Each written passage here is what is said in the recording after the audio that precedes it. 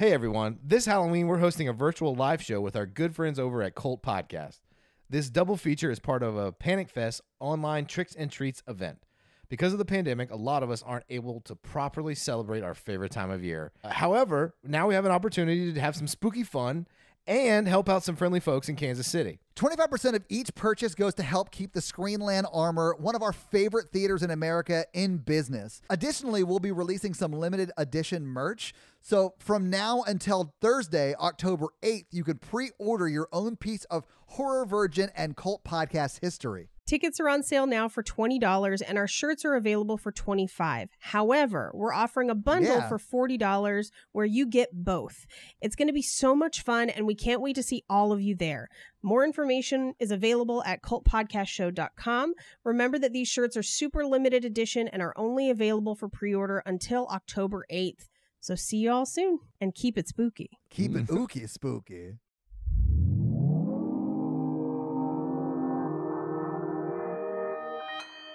Consequence Podcast Network. This episode brought to you by the following patrons: Tristram, Kate, Isaac, Ori, Matthew, Karoon, Eddie, Nick B, and Chris. But this week is also brought to you by the following You Can Get It level patrons. First, William. Then Brandon. And Dave. Megan. Daisy. Keep up the good work, one. John. And Morgan. And Nick. A different Nick. A different Nick. Nick S. Yeah. And Kaylee. Mandy. And Mandy. And Nicole. And Scott, who's super cool. Oh, are they all not super cool, Mikey? Scott's especially super cool. Jennifer. Kayla and Aaron. And the lovely Veronica. So thank you guys all so much for supporting the podcast the way you do. And Chris and all the patrons want all of you to know that you are welcome, you are loved, and you are listened to in this awesome Horror Virgin family. And thank you guys so much for being a part of it, whether you subscribe to the Patreon or just listen weekly. We really appreciate you. And if you want to hang out with us on a day-to-day basis, join that Facebook group. If we just sit in the dark, it won't hear us. And all we have to do is just be perfectly quiet theme music. Don't make a noise.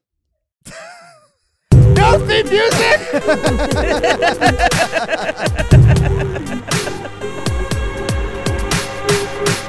What I really needed in this movie was like a child dummy that someone swung around the room with as it was attached to their neck. And I'm bummed that I didn't get that. I'm so tired of people not killing children monsters. I'm not going to stand for it anymore.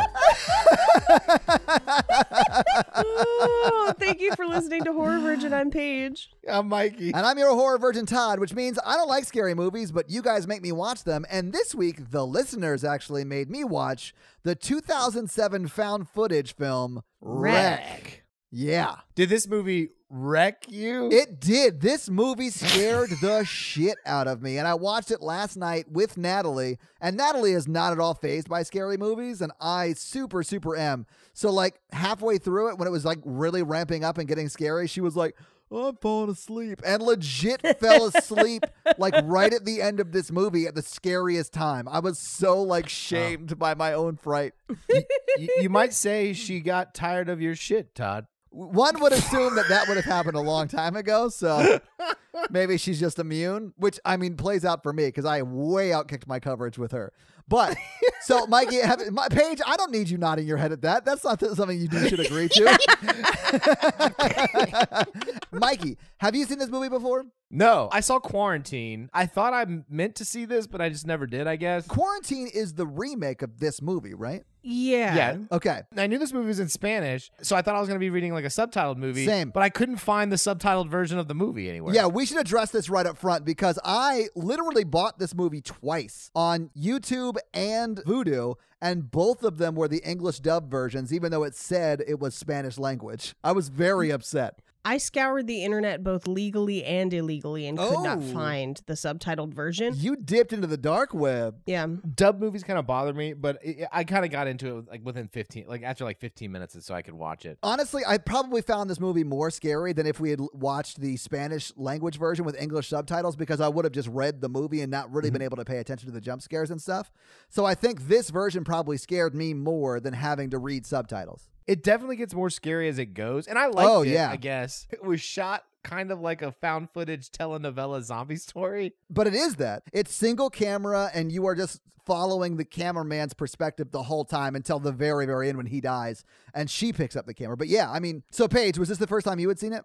This is the first time I had seen this movie. I was not super impressed by it. Really? Okay. Ooh. Yeah, I mean, there are some things that I think this movie does very well. Yeah. And one of them is commitment to the world. Oh, where there's a lot of frustrating found footage movies where the camera goes places where a camera wouldn't be able to go, or we're seeing scenes that were not taped on camera and there's just not as much commitment to it. And this movie is above all committed to their found footage story. They had a vision and they went all in, and I liked it. Unfortunately, I think that vision really writes them into a corner. This movie was also largely improv'd. That does not surprise me at all. You know, there are a few scenes that are specifically written, but I do think that that impacted it as well. For me, the frustrating part was that this movie was very predictable. And at a certain point, it became very, very obvious that no one was going to get out alive, which made me kind of stop caring. Because when you raise the stakes to a certain point, like, you always want to heighten and raise stakes in a horror movie. Yeah. Every time. That's what you want to do. But at a certain point, if you get to the point where your stakes are so high that they're impossible and it is obvious that no one is going to live, then it's no longer scary. Then you're just waiting for people to die. And this movie 100% gets to that point where I would say in the last 20 minutes especially, you are just waiting for people to die. I would 100% agree with you, but this movie scared the shit out of me. But I agree. It was predictable. I knew when jump scares were coming. The jump scares still terrified me. And I knew no one was going to survive. And still, the last 20 minutes were so tense for me. When people online have been saying, Todd, you're going to lose your shit at this one. And we were probably 30 minutes from the end of the movie. And I was like, this movie has not been super scary. There have been jump scares that got me up to that point. But the last 30 minutes, like, really amps it up and really scared the shit out of me, man. Like, I was literally in bed, like, covers up to my chin, freaking out. One of the big problems I have with horror movies is what you're talking about. Like, if I know everybody's going to die or everyone ends up dying at the end, I don't like the movie because I think that's like a cheap way to end your movie.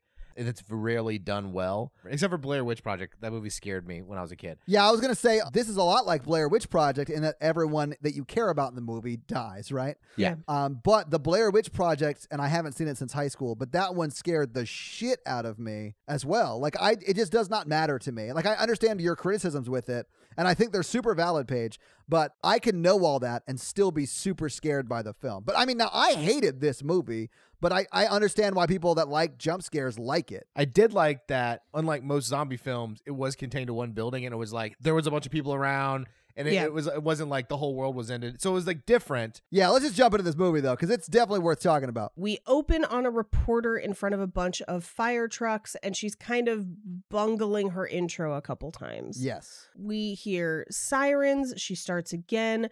We find out that the name of her show is While You're Sleeping, which I was like, I kind of wish I was watching While You Were Sleeping with Sandra Bullock. Yeah, it's a different kind of movie. Yeah, I was like, that's also a scary movie. Let's do it. I know, but that one's actually for Romancing the Pod, not this.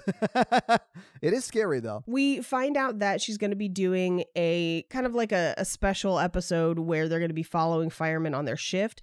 I got the impression that their show was based on people who work while everyone else is sleeping. So like, that's what I thought too. They would have gone to like a diner that's open all night, or but yeah, it's like a day in the life show of these people that work third shift, you might say. Right, exactly. So we cut to an interview with one of the firefighters, and I think he's the captain. He's got to be the chief or the captain. And she's like, just cut this because he looks like a terrible person. And I was like, if he's a pain in the ass, cut this out. Yeah, she does that more than once. She's like super catty about who can be on her show or not. Just my type. Oh, she is literally awful. One of the worst parts of this movie is the fact that we have to follow her the entire time because she is insufferable. She is so bad. I actually sort of liked her. What? Of course you would. I could not stand her. I was rooting for her to die. That's how much I disliked her in this movie. movie. You get what you asked for, I guess, Paige. I wanted her to die first. That's how much I disliked her. Here's the thing. Before anyone dies, I was already like, God, I hope she dies first. Because somebody's going to die. Who was your favorite character in this movie? The policeman who lives for a while, who's trying to keep everyone under control. I'm going to say Spanish racist Tim Curry. Oh my God. Yeah. Yeah. Well, okay. When we get to him, because he's nuts. But for a hot second, I was like, that's not Tim Curry, is it? Because, and it was such a strange choice for the voice dub to basically make it like someone doing a Tim Curry impression. Yeah. I just hope he tried to do it once he saw the character look like Tim Curry. That has to be it. Like, I'm pretty sure they're like, here's who you'll be dubbing, and showed a photo, and he was just like, I see you shiver with racism. Yes. Racism.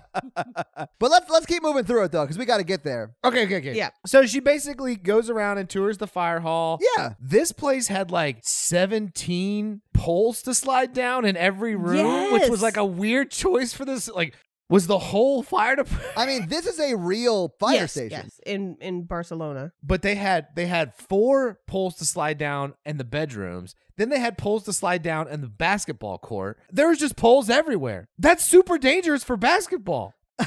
Yeah, because if you tripped and fell through it would be a problem. And there's a fence on like the back of it, but not the front of it. Yeah.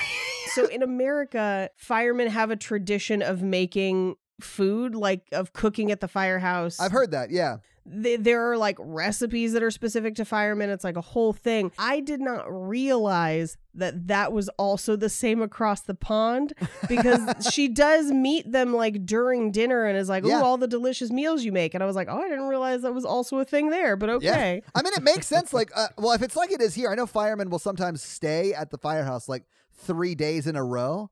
Yeah, like 3 days on, 4 days off. Yeah, it would make sense that they would stay there and like cook and all that stuff, while they were there. The man who's giving her the tour is the duty officer and the coordinator. Is he like the officer in charge of that shift or something? Is that what that is? Okay. Basically. So he shows her the helmets, jackets for her to try on, boots. I did love that she subtly calls them all fat when she's like putting on these clothing. She's like, you guys are so enormous. Yeah. And he's like, calm down. We can get you one that fits. It's just, we don't have one on us right now.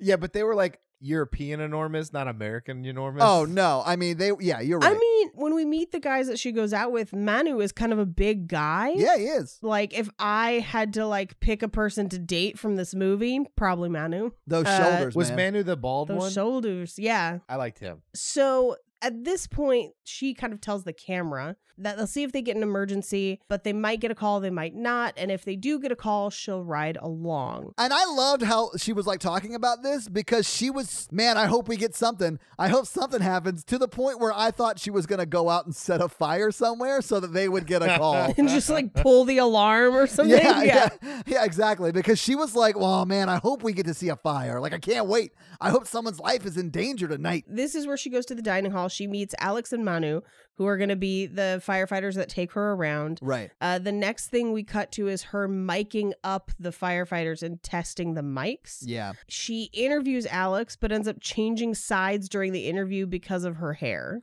Well, yeah. I feel like this first 15 minutes is to set up how ridiculous she is, so that the things that she does through the rest of the movie make sense. Yeah. I like when she changed sides. I think that is her best side. And I'll say, I think most people, and maybe most like women in that line of business, like reporters and stuff, have people a who are on side, TV, yeah. they know what side they look best on, and they want to be on that side. I completely understand that. So during this interview with Alex, she asks him, what's a normal night? And he was like, basically like, normal? Like, Yeah.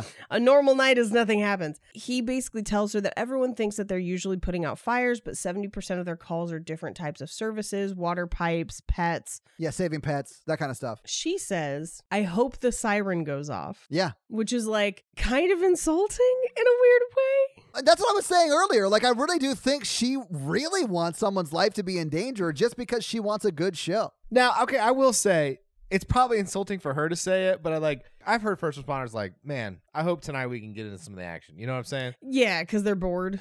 Right. The alarm's not going to go off unless something bad is happening, right? So she is essentially wishing for something bad to happen so that she can get some good footage. Anyway, she qualifies it by saying, nothing serious. I just want to see what your work is like. Right. And I'm like, bitch, lies. You want to see the good shit, as we will find out through the rest of this movie, where she commits to her TV show for far too long. She is like hoping for a triangle waist shirt factory fire level fire that she can catch on film, you know? I will say that the cameraman in the dub version, his voice is too omnipresent and godlike for me. Yeah, he's like, I think we got it. Yeah. Switch to your good side. Yeah.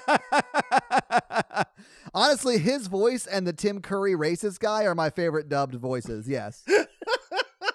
I love it when like someone gets murdered. He's like, Oh no, someone's been killed. We must go back.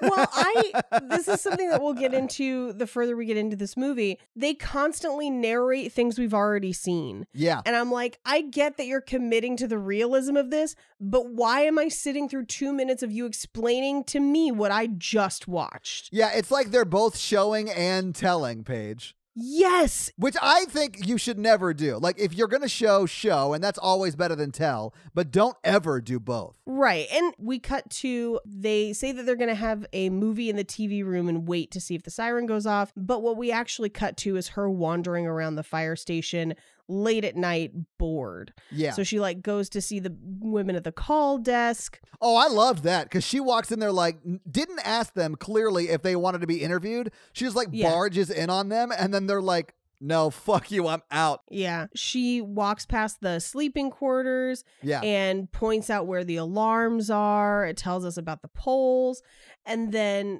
tells us that they take 3 minutes or less to go into action.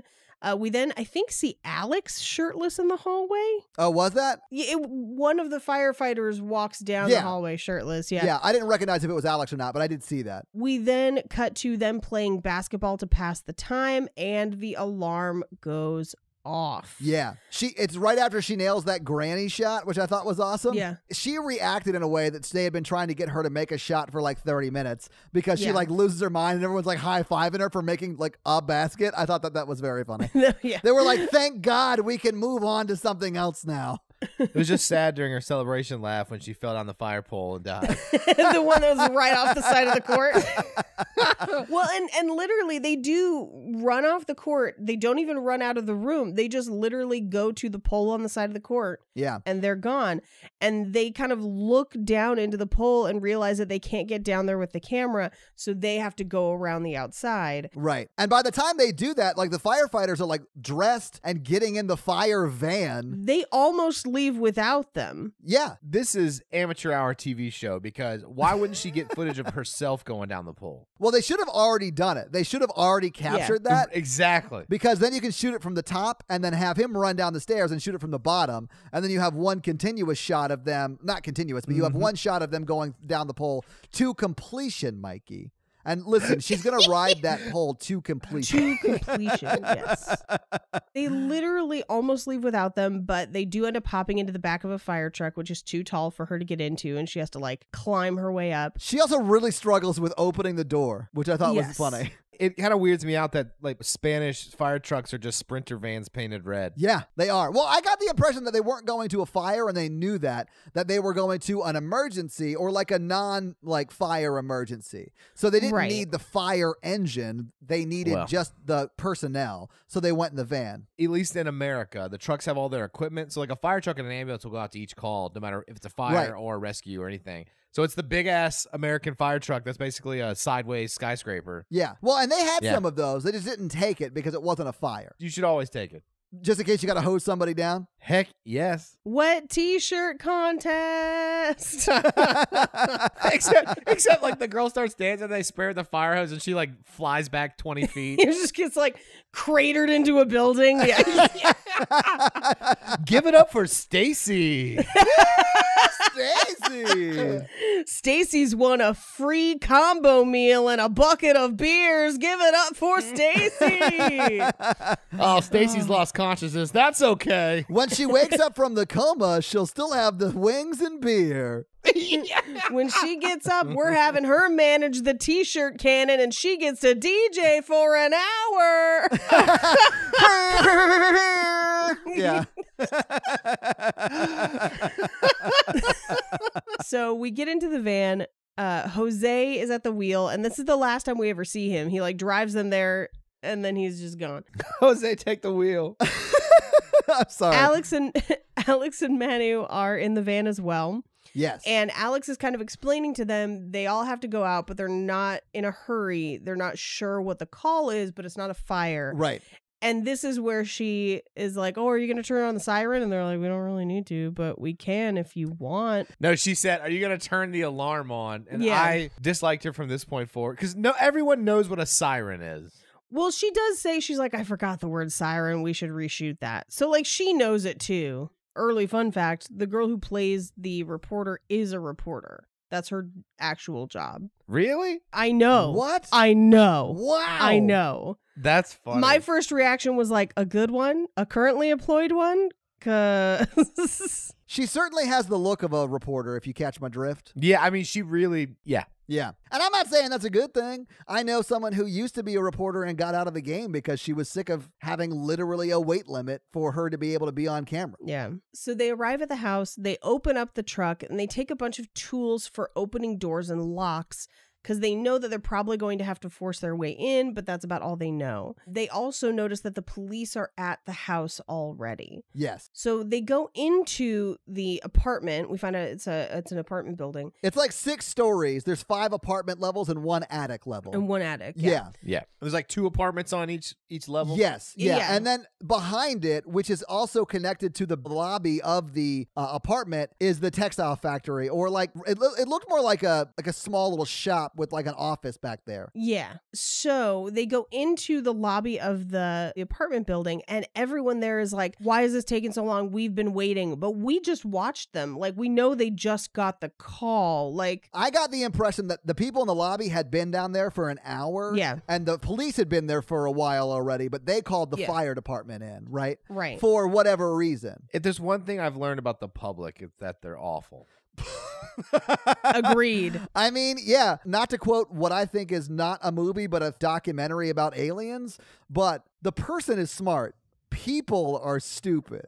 You're gonna quote Men in Black. Hell yeah. The documentary Men in Black about how Tommy Lee Jones and Will Smith saved the world. I would argue that also there are persons who are dumb. But this is a thing with the public where when people have to wait any amount of time, they compound that time in their head. So like Yes. this used to happen in retail all the time where it's like, I had to put somebody on hold for 5 minutes while I go find something in the back of the store. Yeah. And when you come back to the phone, they're like, I've been on hold for 45 minutes. And you're like, you have been on hold for 5 minutes. Yeah. Like, we timed it. Like, we know exactly how long it was. Especially if it's like an adrenaline rush. So like, say that you did hear a scream and you called 911 and it took them 5 minutes to get here. That's going to feel like a really long time. Yeah. Yeah. But that's a really fast response time. I feel like because I worked in retail so long, I don't have the same framework for time. Like where I feel like sometimes I experience things in more of a real time than people do. Because I had an asthma attack and had to call the ambulance and they got there 5 minutes later and I was like, damn, you guys were fast. Like I was like, you got great job. And then the ride back to the hospital was kind of longer. And I was like, how'd you guys get to me so fast? But most people are just like, it's about time. I've been here forever. Also, I guess I'm just a terrible person, but I probably would have came out of my apartment and been like, what's going on? They're like, oh, the older lady in 5C screamed and fell, and we're waiting on the fire department to break her door down. I'm like, all right, well, you guys have a great night. And then I would have just gone back to bed. And Mikey, you know what would have happened to you? You would have survived. Because you would wake up the next morning like, why is there tarp over my windows? If everyone had just stayed locked in their apartments, this movie would be fine. Yeah. Nosy Nellies equal eating bellies. So, spoiler alert, we're recording this the morning after a 4.8 earthquake in Los Angeles that happened almost directly under my damn apartment. Yeah. And when it happened, we all ran out into the courtyard. So, like, if this had been my apartment, we would have all died because we were all just like, "Do you feel that, Yolanda?" Yeah, I felt it. Like, that's. But that's an earthquake page. If like Yolanda had screamed and like someone called 911, you would have maybe gone and checked. That actually happened 2 months ago. And we are some of the only white people that live in our building. Most of the people in our building speak Spanish. And so there was screaming in Spanish. And I was like, I don't know what they're saying, but their tone is not great. And so I started getting dressed. And I like opened the door and my neighbor Yolanda ran past and in English was like, "Paige, get out of the house." And I was like, "Oh, damn it. Okay, thank you for the English one. All right, great." And then like ran out and we found out that the vacant lot next door was on fire. But like... All so right. yeah, like Paige, you're gonna die. Stop. I feel like you guys just don't understand how Los Angeles works. It's basically Mad Max here. I mean, yeah, your sky is filled with fire and you don't speak the language. The earth is not stable. I don't speak the language. It's fine. So we at this point think that it's a domestic dispute. There's 2 officers there. One of them is clearly a senior officer and he comes downstairs and is basically like, "Come upstairs with me. I'll take you to the apartment. It's locked. We haven't been able to get inside." And we kind of hear some rumblings from the crowd that there's a bad smell, that they think maybe she's dead. Yeah. But she's screaming and there's crashing around. They also at this point are like, "Why the fuck did you bring a camera crew here?" And they're like, "Oh, we're taping for this show that no one cares about." And they're like, "Well, fine. The camera crew is your responsibility." And he says, "If I say stop filming, you stop. If I say get out, get out." And the reporter is like, "Don't, we have permits." And at this point, I was like, get out. Stop it. Like, you're A, in the way, and B, you're going to get people fucking killed for your stupid camera. Yep. I was fine with her until this point, and then I was like, nope, not here for it. I did like that everyone in this movie is in a horror movie, but the cameraman is in a Benny Hill sketch because he knocks into everything he can find when they get up into her apartment, the old lady's apartment. It's not just that apartment. It's throughout the movie. Yeah, he's always bumping into stuff. Like, he's the worst. He has no object permanence or spatial awareness. There's nothing wrong with that. This would be Mikey. Great voice, clumsy as shit. We just never heard the cameraman laugh. If he had the Mikey laugh, it would have been the best movie ever. You should have done a God laugh. Ho, ho, ho, ho, ho. Oh, thanks, Predator. So the other thing about this movie is it's a 5-story walk up. Yeah. And they run up and down these stairs so many times. But so I just have in my notes, this movie is an exercise in being frustrated on behalf of first responders. So they break the door open and we can hear screaming inside. But this is where the cameraman is just constantly knocking everything over in the apartment. And literally all of the first responders are like, "What the fuck is wrong with you?" There's like, one long hallway, right? And the Yes. woman's at the end of the hallway and they're walking towards her. This is a massive apartment. Yeah, they're huge. Yes. These are big places. And all Yeah. of the apartments are big. That's why there's only 2 per floor, right? Yeah. But this long ass hallway, they're like walking down and he's literally bumping into end tables and tripping over shit on the floor. And they tell him like 3 times that he needs to step lightly and stop running into shit or they're going to kick him out. And what we see at the end of the hallway is kind of shadowy. We see a woman standing there and kind of doing the creepy zombie rock where they're just like, Yes. "I'm gonna get brains." Now that we found brains, what are we gonna chew on them? I love it. Mikey, So sing with us. What song is that? that's Heavy D and the Boys. Yeah.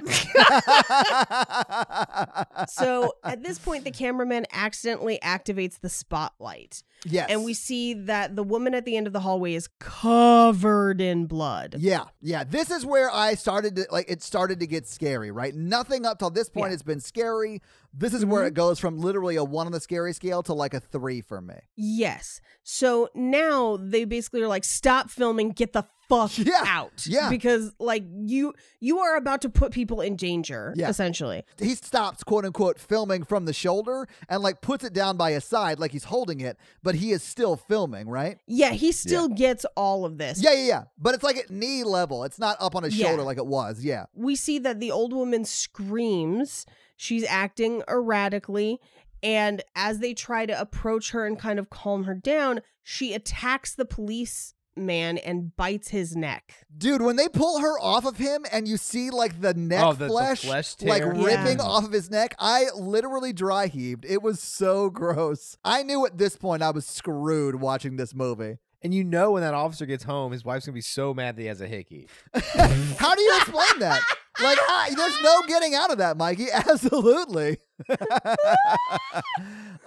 So at this point, they grab the body and they're running out of the apartment. Basically, they're like, fuck that old lady. We got to get to the paramedics. Yeah. So they close the door. They basically lock her in that apartment, which they should have done to everybody. Smart move. Yeah. They run down. The lights go out. They get to the bottom floor. They eventually turn the lights back on, and the residents say that they can't go outside. So they basically get down to the lobby and realize that they are trapped, and this policeman is losing blood. Right. And he's not going to make it. And they're not even going to let that policeman who needs medical attention out. Yeah. I think there are 2 times in this movie all the lights go out and then they come back on. Like someone flipped a breaker switch and they never like explain what that is and why that happens. I thought at this point all the power was going to go out and then it was going to be in the dark the rest of the movie. For the rest of the movie. Which would have been very, very scary. I'm glad they didn't do that, but I was just confused by who was fucking with the lights. I would say if that happened and the rest of the movie was in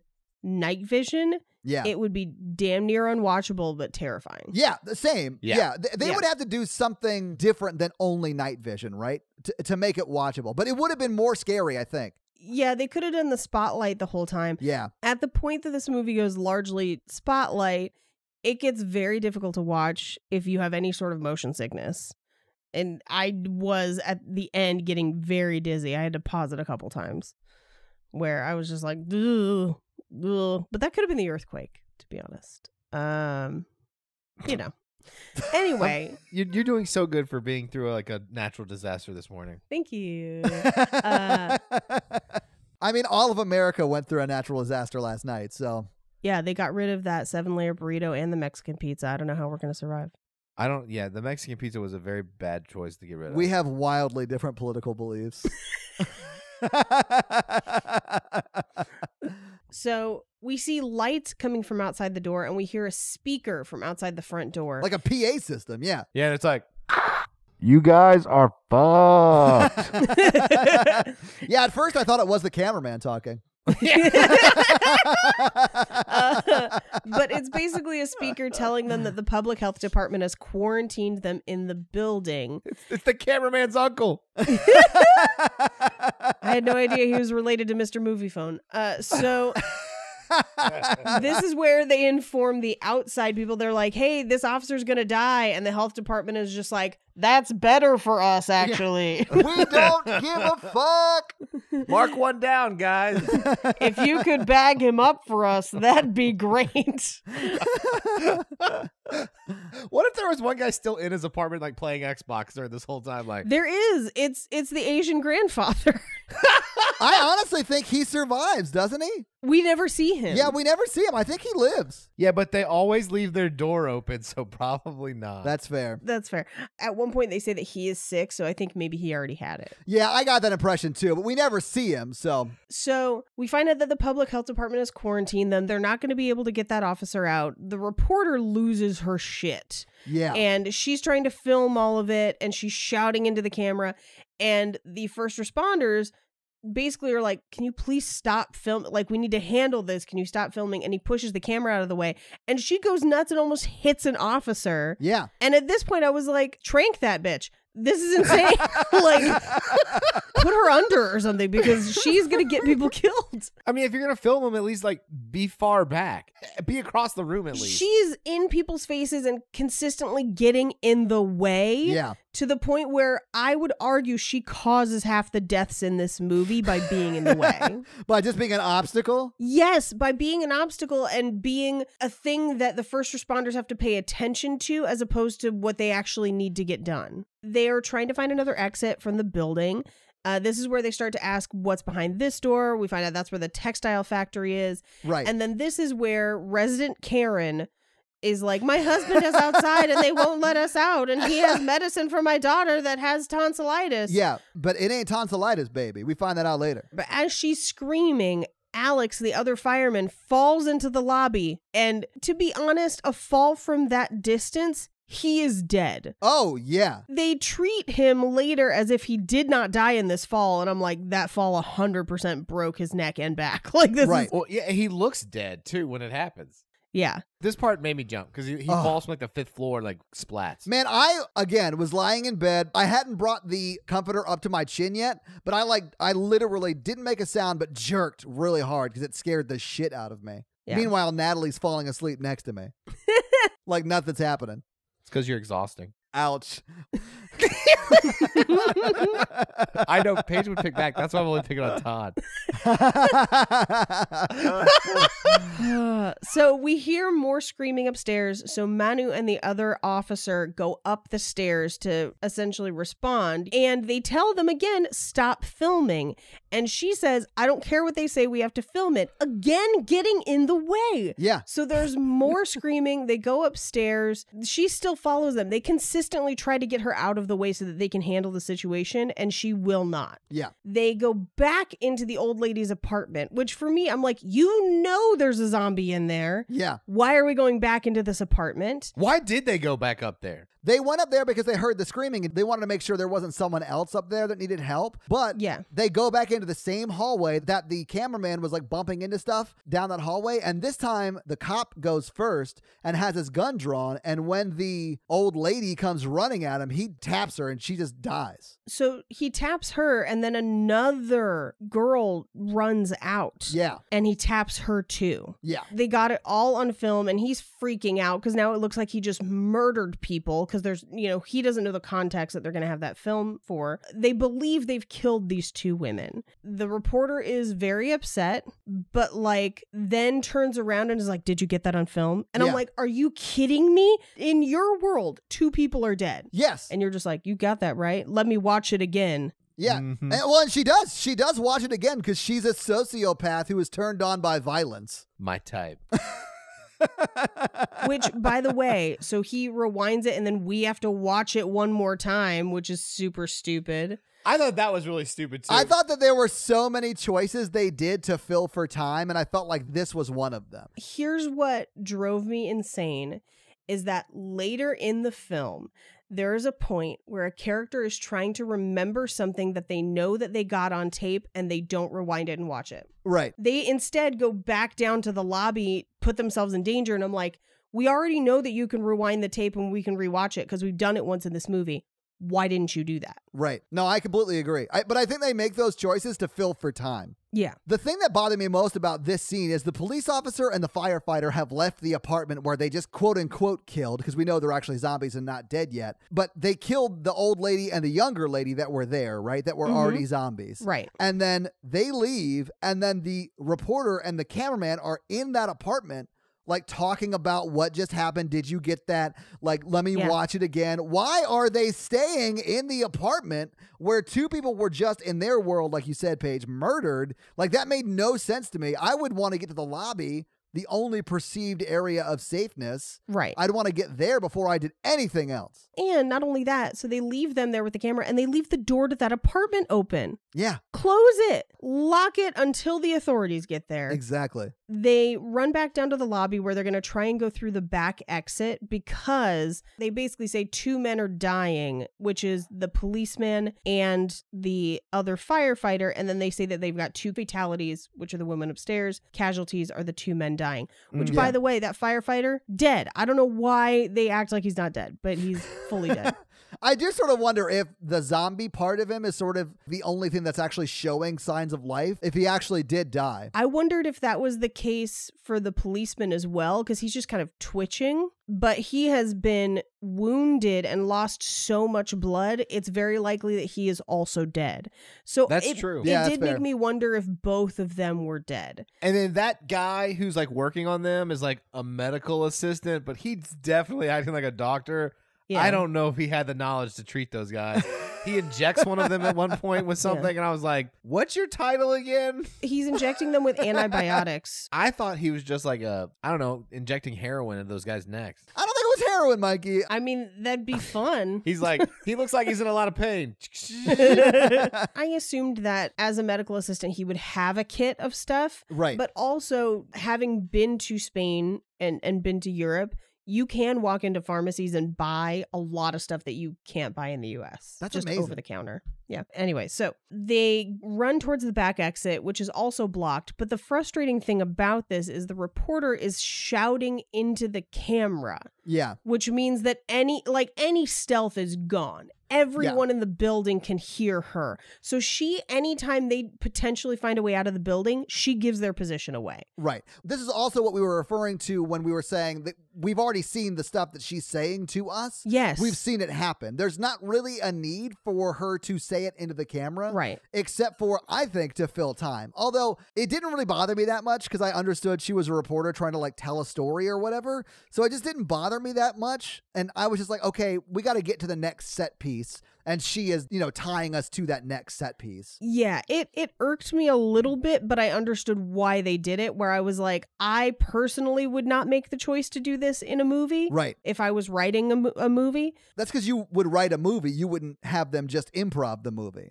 This is true. But this is also a thing where I'm like, I could understand the choice to do this. It's not the choice I would make, but I understand why they did. Same. Yeah, but the set piece this sets up is that textile factory. Right. That's on that bottom floor that they open, sort of what looks like when a mall store closes. Yes. But it's like a solid metal one. Yeah. Yeah. So they open that and run into it, and she narrates to the camera, and then they're trying to get to that back office where the door to the outside is. Right. And that's when you see like a shitload of cops there and like spotlights into that back office. And I thought this was pretty effective because you see other people in the outside world, right? But you also see like these tarps getting drawn down over the windows and stuff. And I was like, oh, that would be terrifying if you were stuck inside. Here's something that I think this movie does really super, super well. And there are some things that it does. And this is one of them. With the tarps and the opaque doors where you can literally only see shadows and lights, but it's enough.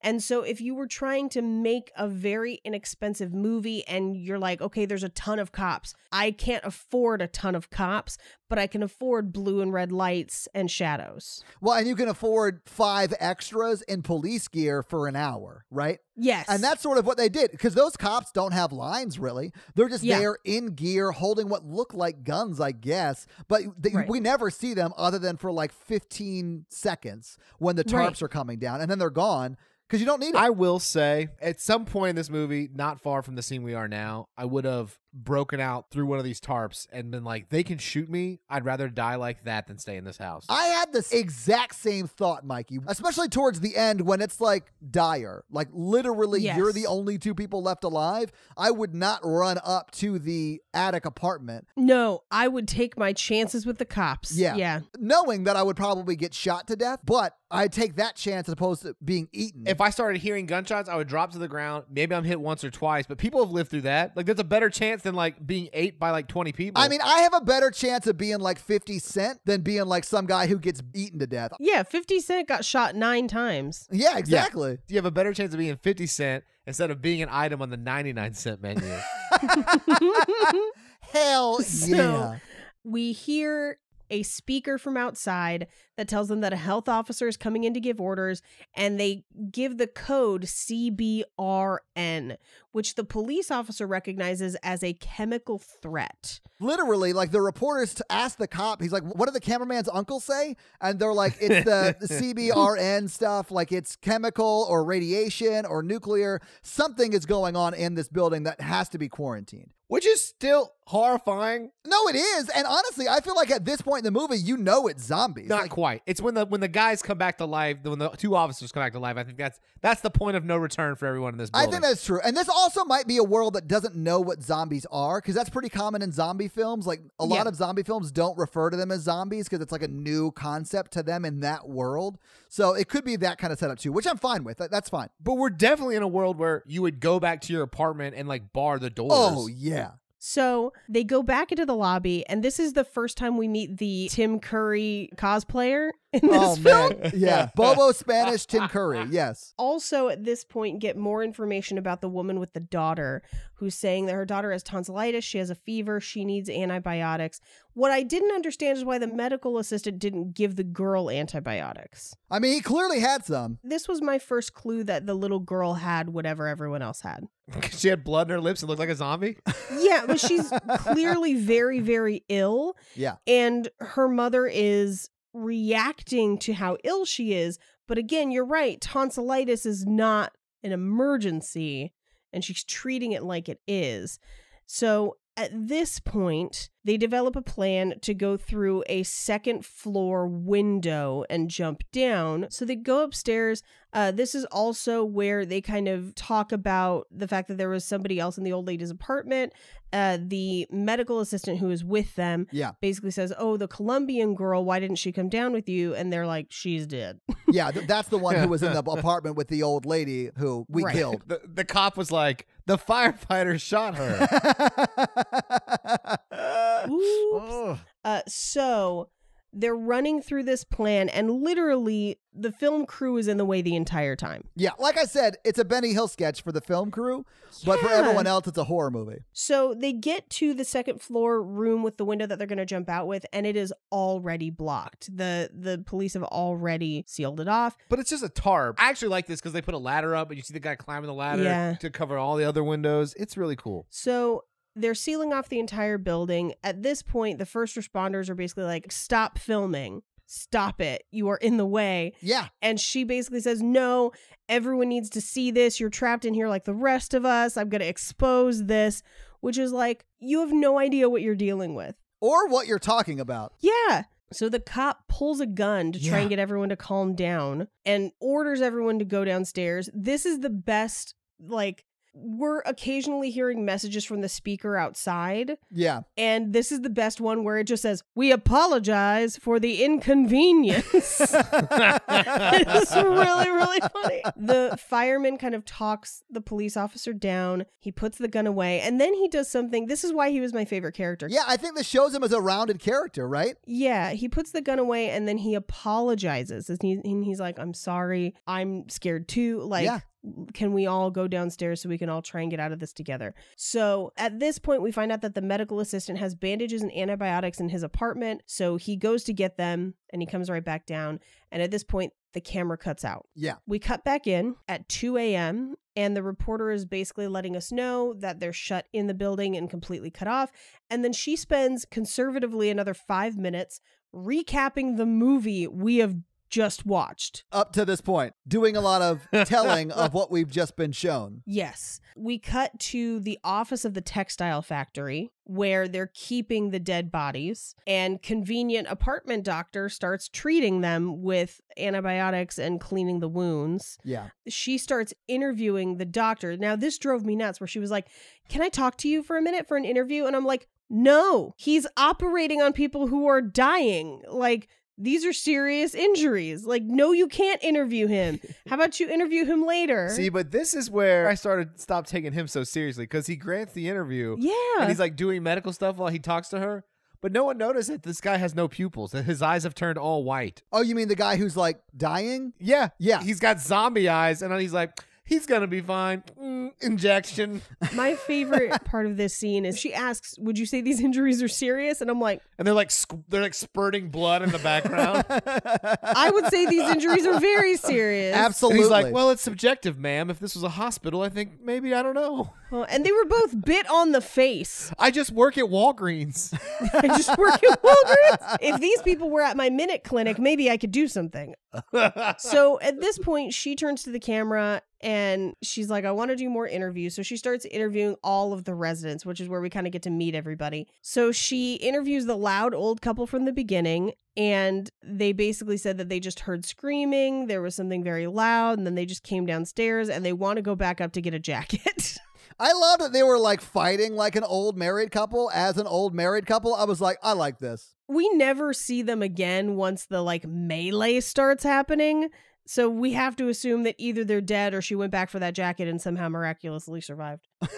So this next interview is wildly racist. Yeah. And they interview the Asian family that lives in the building. Here's the thing. There are points in this movie where other characters are racist towards this family. I think some of those are played almost as irony, where it's like you were racist against them, but then you were the problem.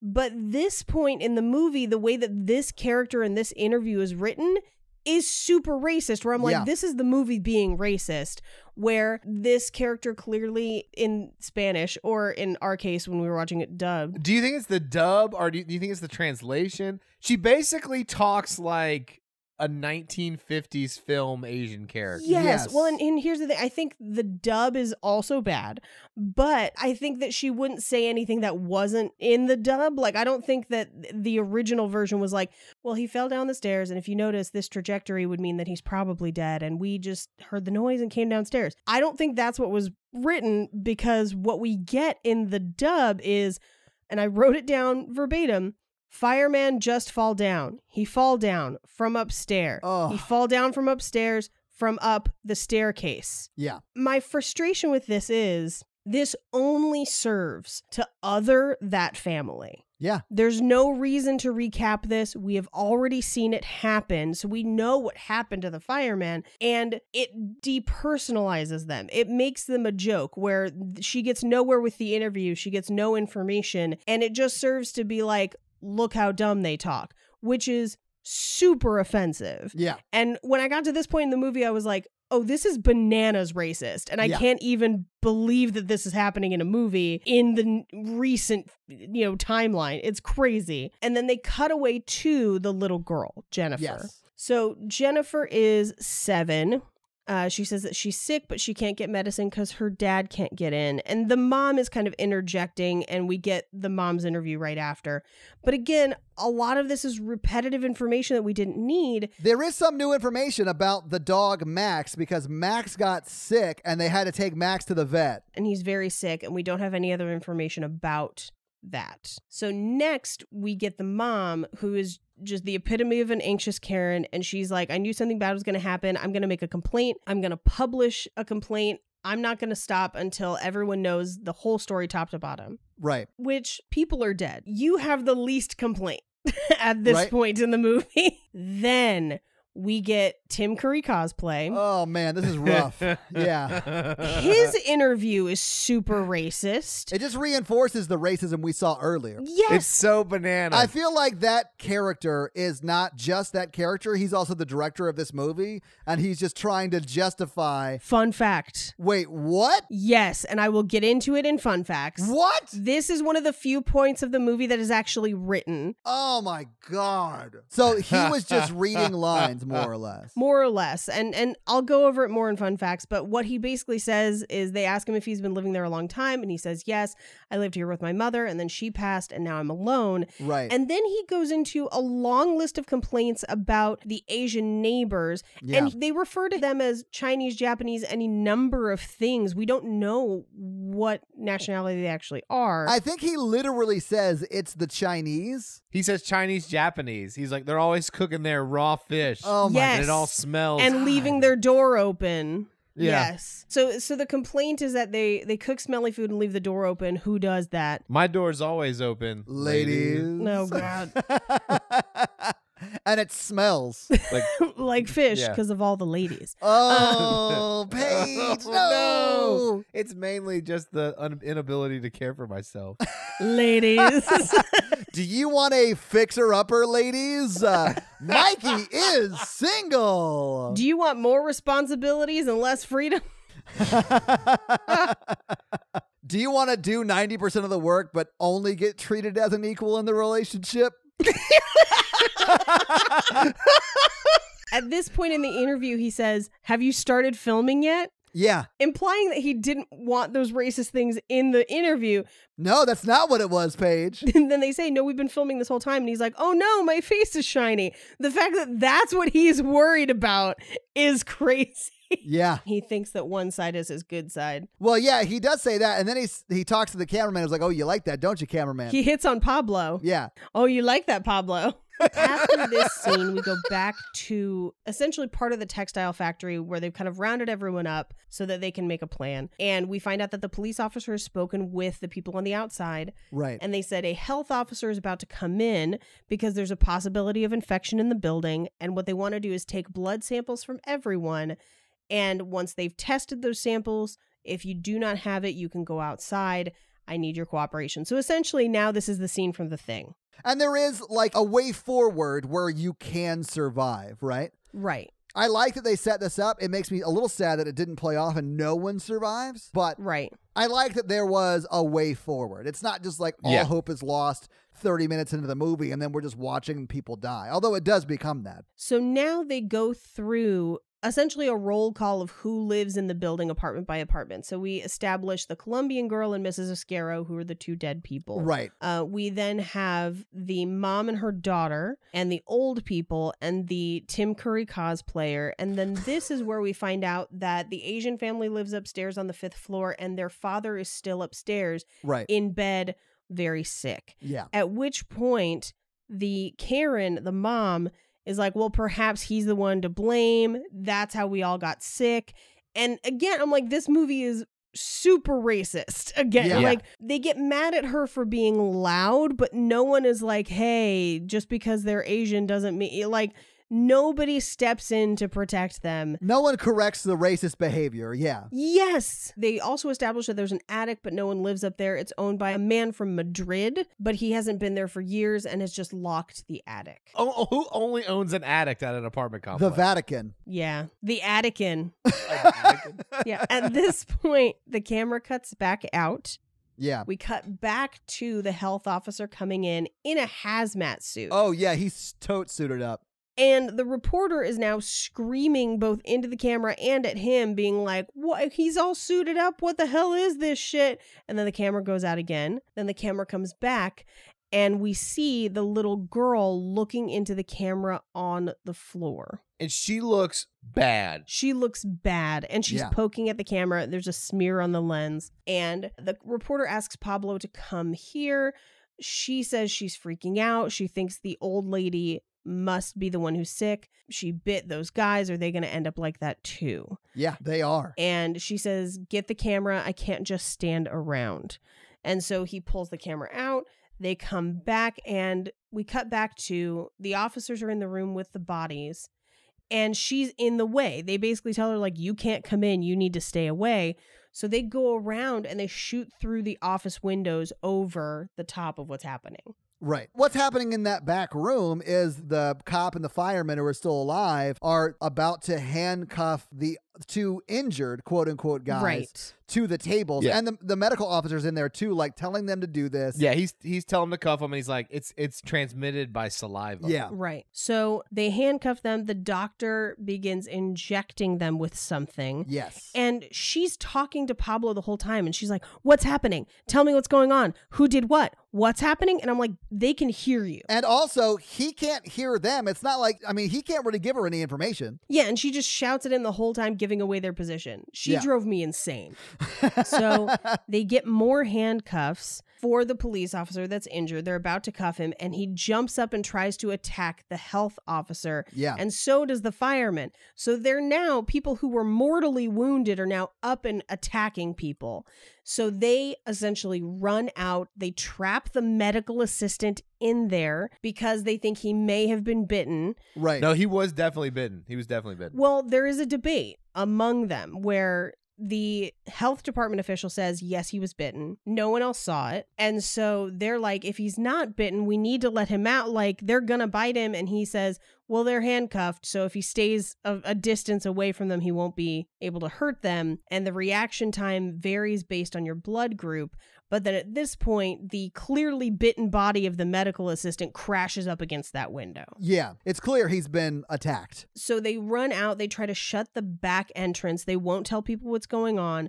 The health official pulls off his hazmat stuff. Which is the worst thing to do in that situation. I am leaving that shit on the whole time. Because now you know that there's infection. Exactly. And he tells them that a vet was treating a dog with an unidentified infection. Right. The dog went into a coma, woke up from a coma, violent, and attacked everyone. They had to put the dog down. They took out the microchip for the dog and it led them to this building. Right. And this is where the reporter figures it out. And she says, was the dog called Max? And he says, yes. So it turns out it was Karen and Jennifer's dog.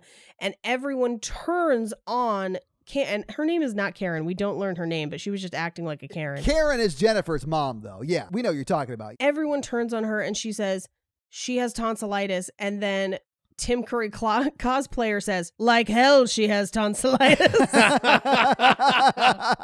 I do love that sort of everything he does, from racism to accusing someone of being a zombie, he does very theatrically. Very. They confirm that they think the source of the infection could be the dog and it's transmitted through saliva. And at this point, Jennifer barfs blood all over her mother's face, screams, and runs away up the stairs. They hold the mom down to keep her from chasing after her. But part of me was like, the face blood means that the mom is also infected at this point. Yeah, because it's transmitted through saliva, right? Yeah, it's saliva. So even if she didn't get bit, there's blood and saliva all over her face and probably some got in her mouth. She's definitely turned or gonna be turning. Right. So they chase her up the stairs because they know that the Asian family's father is on the 5th floor, and if she gets to him, she could hurt him. Right. And they need to give her the injection, which it sounds like the injection is some sort of antidote. I assumed it was, but it never comes to fruition because everyone Right. dies. Yeah. Right. So at this point, she sends Pablo up the stairs and follows him and basically says, film everything, even though they're yelling at him to stop filming because they hear noise upstairs, which again just means he's in the way. Although he does come in handy a little bit in just a moment. They go back into that same apartment and now the bodies are gone. Dum, dum, dum. They hear some creepy noises. And at this point I said, shut the door and burn it down. Yeah, absolutely. Fuck this whole place. Yeah, set the building on fire, try and like sneak out through the smoke so the cops don't kill you. So the apartment appears to be empty, but then they turn and Pablo, the camera guy, gets a shot of the little girl standing in the doorway behind them. This scared the shit out of me, man. Pause. Okay. She looks very dead. The little Yes. girl, his eyes are all red. She's like growling. She is a zombie kid. And then this officer kneels down and gets 6 inches from her face. And he's like, it's okay, little girl. And then he turns around and says, I think it's going to be, and then like she bites his neck as he turns Right. around. Yeah. I would have punted that girl so hard out that hallway. The cop has a gun. He should have dropped her like the very first episode of The Walking Dead. You don't need to. They probably have steel-toed boots on because they're first responders. If he would have wound up, he could have punched her through that hallway window. Okay, here's the other thing. Why isn't the hazmat guy doing this? That's a good point. Why is he letting them get close enough to her to get infected?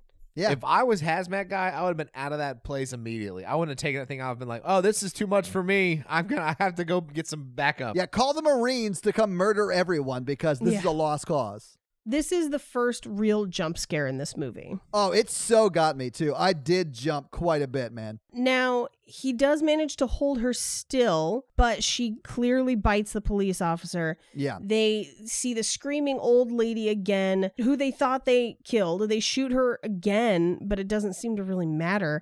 They run back down to the lobby, but as they're doing so, everyone is running upstairs past them. Yeah. Your first signal that something's going on downstairs, where downstairs the medical assistant is now a zombie and has escaped, and they won't unchain. As the chased Jennifer up the stairs. They chained her mother to the stairs, and they Right. can't find the key. The cop has the key, right? So Yeah. they can't unchain her. They don't have the key, so they're trying to like break the cuff or Yeah. break the Banister, yeah. the banister it's on. It's at this point that Manu, the firefighter, the bald firefighter, gets the sledgehammer and he's just like, you know what? We're done with this. I'm just going to fuck shit up now. Yeah. Well, yeah, so he grabs the sledgehammer and basically pulls the reporter and the cameraman away, and they're just like, leave her, basically. Yeah. She is a zombie bait now. And to be honest, she is infected. Yeah, she was going to turn eventually anyway. So everyone runs upstairs to the weird British guy's apartment, so Tim Curry's apartment. Yeah. He lets them in. At this point, the reporter kind of freaks out, and she was like, they were eating her alive. And I'm like, no shit. Like, where have you been? Yeah. Like, this is what zombies do, bro. yeah. Basically, he says, we can stay here until they come for us. They're like, they're not going to come for us. They're just going to nuke this building. And he says, well, they have to come for the doctor who is in the other room, who's the hazmat guy. Right. And they look in, and the hazmat guy basically says, I'm bit. I've been bit. Yeah. Get out of here. They lock him into the bathroom because for some reason this bathroom has like the same security system as your average Los Angeles storefront, where it's got like one of those like I noticed accordion that too. gates. Yeah. Well, and it also has like a long hallway in it. Like every room is required to have a 20-foot hallway in it. It's half bathroom, half bodega. It's real weird. So they develop a new plan that they're going to escape through the sewer because if they can get into the basement, there's a reinforced door. But to get there, they have to get the keys. What he reveals is that the keys are in the building manager's apartment. Right. And then at this point, the hazmat guy pulls him against the bodega gate and starts to eat him. Starts eating him up. Yeah. So they run out into the stairwell. They need the keys to the basement. And at this point, they're trying to remember whose apartment that was from the roll call. And they can't remember it. And I'm like, you taped the roll call. Exactly. Rewind the damn tape. And instead of just rewinding the tape to find it, they go all the way down to the lobby. Yeah. Try to look at it on the mailboxes. Figure it out from the mailboxes, go all the way back up. A zombie attacks Manu and he snaps its neck, which is badass. Yeah. Manu goes full like awesome. Yeah, I love it. He's got a sledgehammer. He's able to break someone's neck with his hands, which is very difficult to do. Yes. So he was the superhero of this film, man. Super Manu. So to get back upstairs, they have to go past Jennifer's mom, who is still chained to the stairs, but is now a zombie. Oh, and is doing her best to eat them. Like, I thought the actress playing this really did a good job committing in this part, because not only is she like reaching through like the banister or whatever, as they start to climb, she tries to climb over. Yeah, she tries to climb over and like really gets close to one of them. I was like, wow, she's committed and I like it. Yeah. I mean, it was scary as shit, but I was impressed with her acting abilities. Then the Colombian girl comes running down the stairs. Manu basically, I think he kind of like bashes her head against the ground. He's got the sledgehammer, right? Yeah. Yeah. This isn't the person he sledgehammers, though. Oh, is it not? It's not. no, is this the one where he chokes to death with the rope? No, he chokes her out with the cameraman. He chokes her out with the cameraman. Oof. And so she's down. But at this point, I'm like, how long do people stay dead? Because they've now killed people and they come back. So what's the point of killing? I guess it buys you a couple minutes. Well, yeah, we don't establish what actually kills the zombies, right? Yeah. Because we know zombies have been shot and they didn't die. Like they stopped moving for a while but didn't die. Right. Like we don't know what the rules are. So Angela, the reporter, is freaking out and she's like, she bit me. And Manu has to literally be like, no, she didn't. You're going crazy. Yeah. We need to get up there. The lights go out. Pablo, the cameraman, is, struggling, finally gets the spotlight on, and it literally just illuminates the Asian neighbor trying to attack Angela. Guys, this moment scared me so bad. It was terrifying. And I knew it was going to happen. It's one of those things that's like super telegraphed in the movie. I knew it was going to happen, but I was shook. I was so scary. Well, and then next, Manu sledgehammers her to death. Yeah. They get up to the apartment they need to get to. They go in. The TV is still on. There's no keys to be found. They go through conservatively every single drawer in this entire apartment. Yeah. Which is realistic, but annoying to watch. I know. It was. I did sort of hate this part because I liked that it was they had no idea where to look and eventually they found it. There is sort of a middle ground I don't think that they hit with Yeah. like what is long enough to make it seem realistic, but what is too long to make an audience sit through. And I feel like we were closer to the too long to make an audience sit through part. Absolutely. But it did feel very realistic to me. So like I sort of hated it. But they do find a shitload of keys. Like it's a bunch of keys. It's not just like the key they're looking for. Which I hate because later they guess right. Yeah, they guess right immediately. Yeah. And she screams when she finds the keys, there's so many of them. Yeah. Which I would be a little pissed about too, knowing that time is going to be a factor at every stage of this. You're like, great, I have to try literally 60 keys until I find the right one. That sucks. So they run out into the center stairwell and Manu is gone and now a zombie because they peek over the stairwell and literally every floor has zombies. It's terrifying. All coming to get them. This was my favorite shot of the film. It was so scary. So they get to the top floor and they get into an apartment just in time because the first key they try works. Magic. Thank God, yeah. That was the other thing. I'm like, you're going to spend all this time looking for the keys, but then they don't have to test more than one? I mean, had they had to try more than one, they'd all be dead because the zombies were on them, man. And they barely close the door and lock it again before they start hitting the door. I think this is when the cameraman should have died. If he would have fought them valiantly off and been like, come over here. Yeah. And then he like fights them and then she pulls the camera in and like lives, that would have been the good part for him to die. She could have then done the next section on her own. Yes. Because they come into this apartment, they close it.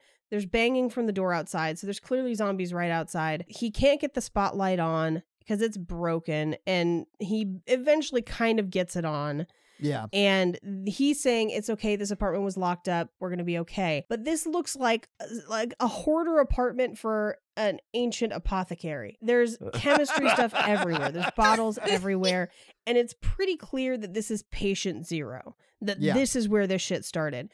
But then they take a wild left turn and she's reading all of these newspaper articles and stuff on the walls that are basically claiming that this is possession and that's what they're spreading, which is so bizarre. I do agree it's bizarre, but Paige, I sort of liked it because they don't know in this world what a zombie outbreak is. And if someone who is in the church is the first person to respond to it, I could definitely see why you would think that they're possessed and might take a wildly wrong approach to it, which is what happens here, right? What they should have done is had them seek medical treatment, but whatever. Like, I sort of like that we're dealing with also the stupidity of a man of the cloth assuming everything needs an exorcism, right? See, here's where I differ, because I feel like this movie tries to make the case that is what's happening and that is the case. I wildly disagree with that, but yeah, with the movie.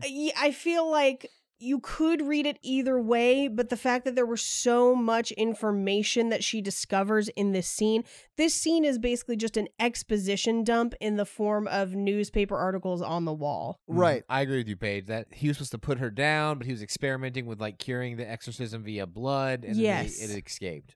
It's one of those things where I think the more realistic version is, Todd, what you've described, which is this is a disease, it didn't get the proper treatment.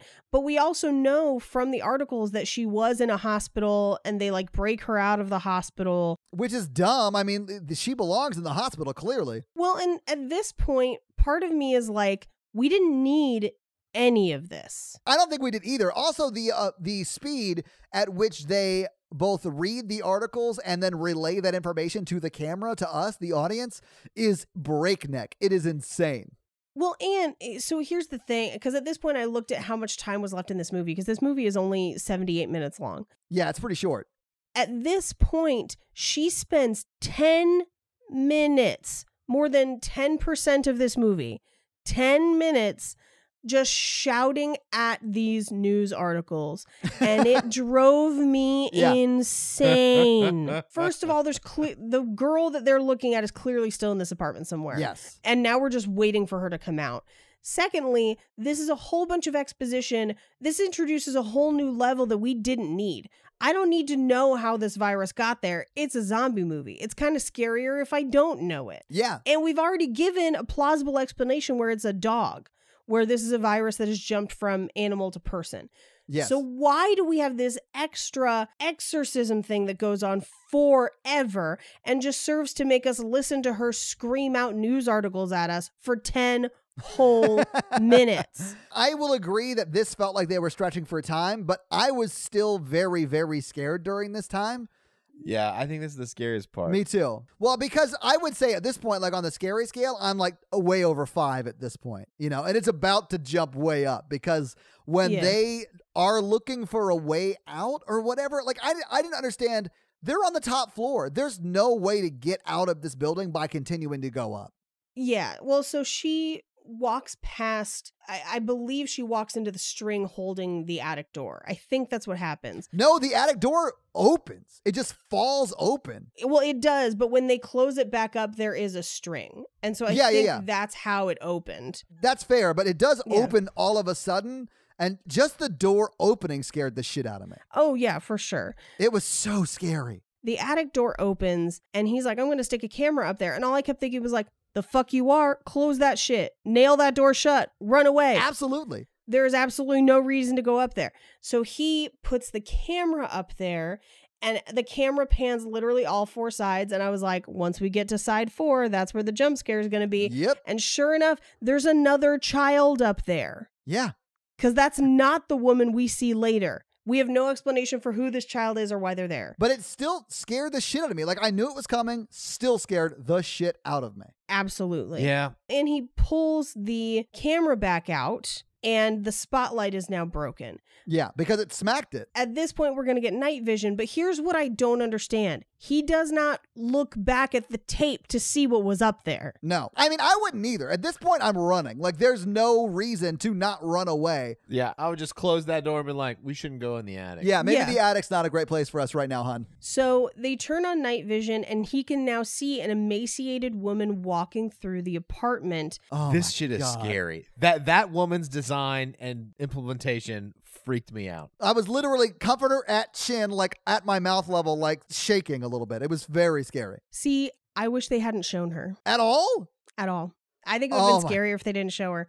Because oh my God. once I saw her, I was like, oh, that's clearly her. That's the emaciated lady. And we're just going to watch her walk and bungle around in the dark. She also can't see. Yeah. And she literally just starts wrecking stuff in the apartment. And she goes after the camera. She kills Pablo. With a hammer. She has a hammer for some reason. Yeah. The camera clatters to the ground. The reporter's still alive. And picks up the camera, I guess because it's the only way she could see where the thing was. Yeah. She turns it and sees the lady eating Pablo. She tries to run. She trips. She drops the camera facing her conveniently. And then this is the classic. She's looking at the camera, screaming, crying, and then she gets pulled out of frame into the darkness. Which, to be honest, here's what I wanted. Don't show the emaciated lady at all. Have the camera fall, have her find Pablo's body, and then cut to that last frame so that we never know. We just know that there's somebody there. So sort of like the Blair Witch Project, right? Yes. So the Blair Witch Project, like you just end with that guy staring at the wall. Yeah. Oh, that image stuck with me for years. Like that was so scary. But this movie, I'll say, like we do get to see a lot of the emaciated lady, and that was scary as shit, especially when she turned her face towards the camera and it was sort of elongated and it was just, man, it was so like, I'm going to call it creature design, which may be not the right term for it because it's a person, not a creature.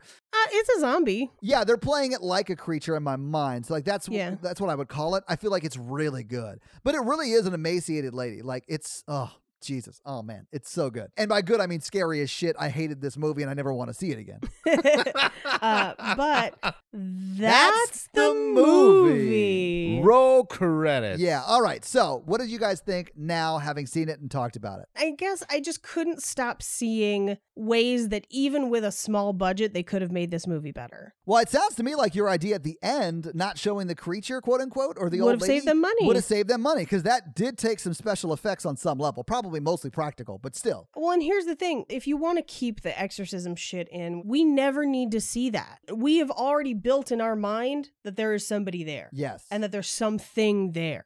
And the unknown of what's there, I think, is scarier than their creature design.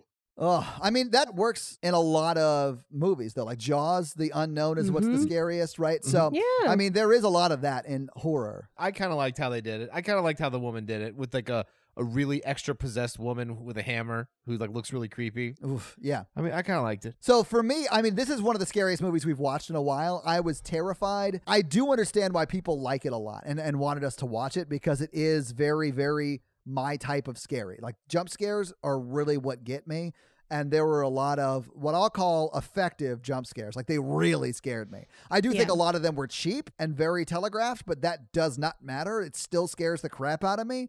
So I understand why they wanted me to watch this movie, you know, but I never want to watch this again. If you like jump scares, I get why you like it, but I hated this movie, which I guess is a compliment to a horror movie because it really scared me. I think there's scarier found footage movies. Oh, I think so too. I mean, I think Blair Witch Project, and maybe this is because I saw it in the theater when I was trying to be like, you know, like really cool on a date with this girl I had like this huge crush on in high school. But like that movie scared the shit out of me. Like I ran back to her Jeep after that because I was terrified. She drove? It was like around that age where I didn't have a car yet because I grew up poor, you know? Can't believe you didn't get a second date. So it did make me want to watch Quarantine because I remember seeing the trailer for Quarantine and being like, holy shit, this looks terrifying. All right. Well, Paige, do you have some fun facts for us? I do have fun facts for us. All right. Hit us with those fun facts. All right. Like I kind of mentioned throughout the episode, the actors were never given the full script. And so none of them knew what happened to their characters until the day they were actually filming their scenes. And even then, they were largely given outlines. And a lot of their lines are improv. But this also means that because they never knew what day they were going to die, it kept them kind of stressed out on the day of filming. And the director wanted that. I mean, I think that comes through. I can sort of see that. So the reporter is actually a TV presenter in Spain. So that's her real job. The entire movie was made and shot in actual locations. There were no sets built. So this is a real apartment building. But I think they only had access to that one apartment. That would make sense. And maybe that one other one. And I think that's why that's all we see. Yeah. They deliberately chose unknown actors to make them seem realistic. Now, here's something crazy. This was filmed chronologically. What? Which never happened. If you don't know a lot about movies are almost never filmed chronologically because it's actually more expensive to film chronologically. Because if you have to redress the same set multiple times, and in this case, a real location, that means they needed access to those locations for longer. Yeah. Because they would have had to go back and forth to them. I would say in single location movies like this is, more or less single location movies, right? It's easier to do that because it is just one location, but you have to redress that same scene every time. So like if they had to shoot the guy falling and the blood hitting the floor, they would have had to clean all that up, take the dummy up again, drop it again. And that would take an hour every time they wanted to reshoot it. So that's why like that's insane to me. But I mean, I think it's a little easier to do it in one location. Oddly enough, that scene, I think, only got filmed once. I think it's one take. I'll get to it in a sec. Now, this movie is supposedly one of the major inspirations for the video game Outlast. Oh, yeah. I've played Outlast. When I was streaming on Twitch full time, that's one of the games they made me play, and it is super scary, man. I fucking hated that game. So this movie was also not supposed to be a movie. It was supposed to just be direct to video. And in America, that was the case. The DVD for the film wasn't released until after Quarantine came out and after the sequel, Rec 2, had been confirmed. So originally, they thought about having it be policemen instead of firemen. And they decided to go with firemen because they're more popular. Oh, really? Yeah. And specifically, because this was made in 2007, they thought firemen were more popular in America because of 9/11. And so they went with firemen. Yeah, I could sort of see that. One of the makers of the film, Paco Plaza, who worked on the film, had Chinese neighbors that never closed their door. Oh my God. So he is just racist. And that's why it got written into the movies. Oh, Jesus. Okay. One of the working titles for this movie was duration 70 minutes, meaning that the movie is supposed to be in real time. Ah, okay. Which is really interesting. This kind of got buried by other movies that came out around it, though, because it came out just a year after Zombie Diaries and the same year as Diary of the Dead. It is based on a real Spanish TV show, While You Were Sleeping. Oh, yeah? Yeah, it's called... I think it's just while you're sleeping, not while you were sleeping. That's the Sandra Bullock movie again. Yeah. It's based on a show called Equipo. Oh, I've been called that before. So while filming the scene when the fireman falls down the stairs, they didn't tell any of the actors that was going to happen. So the reactions are the real reactions of the actors themselves, thinking that it is an actual person falling through the stairwell. They do a great job acting in that scene, so that makes sense to me. The closing section, the last section of the movie that was filmed in night vision, were shot in complete darkness with a night vision camera, and the actors had no idea what was taking place, so they couldn't see. And I believe that the emaciated woman is computer generated. I don't think she's actually there. Okay. So they filmed this without seeing her. So essentially, they filmed the version of the ending that I want. Yeah. I will say, for just a TV presenter, she does a pretty decent job acting in that scene. Because I do believe she's terrified, right? Yeah. They apparently found out right around the time that they released Rec 2 that there's actually a statue on the top of that building depicting a woman being dragged by a monstrous creature by her foot, which is very similar to the final scene of the film. They didn't know that going into it? Apparently not. That's a crazy coincidence. Yeah. They tried to market it the same way as Blair Witch Project. Where they told everyone it was real? Yes, and they used footage from Jennifer, the young girl, can be seen holding a Nokia N95 smartphone. And so they let her film a bunch of stuff and used that with additional footage that they filmed of her family in the building in daylight. Uh-huh. And it reveals that Angela continues to report from that camera in like an alternate ending. Oh, Angela's the reporter. Sorry. The reporter. Gotcha. But that ends up not being in the final cut of the movie. Several of the zombies' makeup details can't be seen because of the shaky camera. Yeah. And they had actually done extensive makeup. In one case, they actually had a fake ear on the policeman who gets bit on the neck. Yeah. So like they went to all the trouble of putting like a whole prosthetic on, and then you just can't even see it. The alternate ending has Angela making it out of the attic and being attacked by the old lady. Another alternate ending has her coming downstairs in the dark, trying to make it through the infected residents because much like Train to Busan, they are only active in the light. Interesting. Okay. Oh. Yeah. So in the dark, she tries to make it through them while they're in like a numb state. Yeah. And then she's killed by one of them. Apparently, they liked that so much that they used it in Rec 3. Spoilers. Yeah, spoiler, which in Rec 3, they basically confirm that, yes, the exorcism part is part of the zombie virus, and they are able to paralyze the zombies with a priest's prayers. Oh, weird. Okay. Yeah, so that's, I mean, once I found that out, I was like, now I'm extra mad that they put the exorcism stuff in because that's just dumb. It is weird. I'll say that. It's very, very strange. So those are my fun facts. Well, thank you for your fun facts. Mm-hmm. So yeah, let's talk box office, guys. What do you think the budget for this movie was? I think this movie cost maybe $10 million. Okay. Mikey, do you want to take a guess? $2 million. Ooh, Mikey, you ready for this? Yeah. $2.1 million. Damn. Yeah, very, very yeah. close. Great guess. It did not, as Paige said in her fun facts, get a U.S. release, but internationally it made $23.2 million. So it still did really well. Like $23 million on a $2.1 million budget is great. Well, and also consider that it's 78 minutes long, which in America is not typically long enough for a theatrical release. No, and honestly, you could have cut it down to a Black Mirror episode if you would cut out a lot of the, showing and telling parts. I think I could cut this down to 45 minutes, yes. Yeah, and it would probably be tighter paced and scary AF. Yeah. But there's not a whole lot of information for box office because it didn't get a theatrical release in the U.S. And the site that I use doesn't show like opening weekends if it doesn't. So I've only got that information, but it did really well. It did very, very well. And I'm sure, honestly, it's done really well on DVD and Blu-ray because that was released in the U.S. And a lot of horror people really love this movie. Yeah. So I'm sure it's done very well in the horror community. Yeah. But that's box office. So, Yeah. Mikey, do you want to hit him with that scary scale? Yeah, let's do scary scale. Nice. Scary scale, listeners, is a scale of 1 to 10 of how scared we were when we watched the film today. Mm-hmm. Our 1 example is Ghostbusters, and our 10 example is Texas Chainsaw Massacre. Mikey, can I just say I'm so proud of you at how much better you are at doing the scary scale. It only took like 6 weeks, but you nailed it. That was one take. I love it. All right, thank you.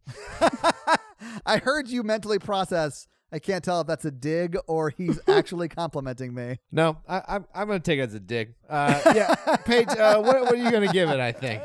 I think I'm going to give this around like a 2.5 to a 3. Oh my God. Okay. The only reason I'm going to give it a 3 is for those effective jump scares. If those jump scares weren't there, this is a 1 for me. Shit. Wow. Oh, man. All right, Todd. I'm going to give it an 8. An 8? Really? Yes. It scared the shit out of me, guys. It's funny because right when they get into the attic is where my girlfriend was like, I can't stay awake. I'm falling asleep. And that was where I was like holding my hands were under my blanket, but it was at my like chin. And I was like scared. I was like shaking scared for like the last 20 minutes. It was so scary. I can't believe you gave it a 3, Paige. I was bored through most of this movie. Oh, wow. Okay. I don't feel attacked by that. I mean, different things scare different people, and I totally get that. This is just my like kryptonite type of movie. Mikey, what do you give it? I'm going to give it a 4. Okay. Yeah. Man, our listeners just really know what scares me, and they hate me. So they, like to see me tortured. Fair enough. This movie frustrated me so badly, I think it prevented me from being scared. You mean like from a production standpoint? And a writing standpoint, yes, where I was like, this is so poorly made, it is frustrating. I'll say this too, because Natalie's a working actress. She's been in like Lifetime movies and stuff like that. Like she's an actress. So she's been on set, like these very big production sets, like sets that are more expensive productions than the movie we just did, right? Yeah. So she is not bothered at all by scary movies because she's breaking it down by, oh, this is how they got that shot and stuff like that. And I don't do that. I'm like in the moment and I like believe it's real and like it just scares me. And I think because you have that film school background, Paige, you sort of do the same thing and it's not as scary. I think different things scare me. Like, what was your rating for Hereditary? I mean, Hereditary's my 10. I think that night, because it was the third movie we had done, I gave it a 9 because I hadn't seen Texas Chainsaw Massacre, and that was like the 10. But there is no movie that has been scary as Hereditary for me. I would rank Hereditary pretty high. Yeah, I'd rank it higher than this. Oh, definitely. And I think the things that get to me more in horror movies, and it's why I think I mentioned it in the Facebook group this week, exorcism movies really bother me. And so I think for me, it's the knowledge of people being actually tortured mentally or emotionally really gets to me. Yeah. And so... Oh, yeah. It's like dating. Yeah. Well, like dating you. Yeah. Anytime you blur the lines between is this real or is this all in someone's head, that really messes with me. But things like a simple jump scare or gore is not going to get me. I watched the first Hostel without flinching. Oh, man. Oh, Yeah. Jesus. Okay, sorry. You're just a different kind of person. I mean, like, you're stronger than I am, is all I'm saying. Like, I cannot handle this shit. I have watched Old Boy and not looked away. And that doesn't mean anything to you, Todd, but it probably means some things to everyone else listening to this. So this week, the listeners made me watch Wreck. What are you guys making me watch next week? Paige and I had a fun discussion last week. Oh, we yeah? decided to make October sequels month. Yes! Oh, nice. Okay, so what are we starting with for sequels month? We're going to do Evil Dead 2. Oh, nice. Okay, cool. So we've actually done an episode on the remake of Evil Dead, but we have not done the original Evil Dead movie. Is that a requirement to understand what goes on in Evil Dead 2? It is absolutely not. Okay, good. Effectively, when Sam Raimi made Evil Dead and then subsequently made Evil Dead 2, in large part, Evil Dead 2 is him trying to remake Evil Dead 1 and make it better. Oh, okay. So there are actually story points that are going to get repeated in Evil Dead 2. So even if you have not seen Evil Dead 1, you could definitely watch Evil Dead 2. We should eventually go back and do Evil Dead 1 just for completionist's sake. Oh, I love completing. But you should be fine watching Evil Dead 2. All right, guys. Well, make sure you watch Evil Dead 2 for next week when we start our sequel month. Yay. That's fun. I'm actually really excited about that. I'm so excited for sequel month. It's going to be so much fun. So, Mikey, do you have a review for us to read? Yep. So before you read that review, let me tell them how they can have their review read on the podcast, and that is simply to leave us a 5-star text review on Apple iTunes, and, leave a little text, something for Mikey to, like, sink his teeth in and have a little fun with. And that way we can have a little fun while Mikey reads your ridiculous 5-star review. Mikey, you ready? God, we had a ton of reviews this week. Yeah, we honestly, guys, like 5 weeks ago, we had 380 something reviews, and we are almost at 500. So all the new listeners, thank you so much for being here and listening and leaving us reviews. It really, really helps. So thank you, guys. Please continue. Uh-oh, Mikey, what'd you find? I've got the review. It's long, but I think it'll be fine. I'm so excited right now. Dave Dobbs says Confederate alt history review. Oh, someone listens to our Conjuring 2 episode. He said Mikey has to read this in Confederate soldier communicating his last letter through a Ouija board. Good luck, sir. Oh my God. My dearest Agnes. Is that really how it starts? Oh my God. That's amazing. Oh, yes. My dearest Agnes, please accept my sincerest apologies for waiting so long to write. The war wages on, but I fear we've been distracted by the honest discovery. We've intercepted this strange new technology in our battle with the North, and my dear, it seems that all hope is lost. Wait. Are we to understand within the world of this review that not only has somehow the advent of podcasting time traveled to the Civil War, but Yes. that it is in fact responsible for the South losing? Yes. Okay, continue. They have developed these newfangled contraptions that they call cellular telephones. Wow. Would have helped. Could have gotten supplies there quicker. I know, right?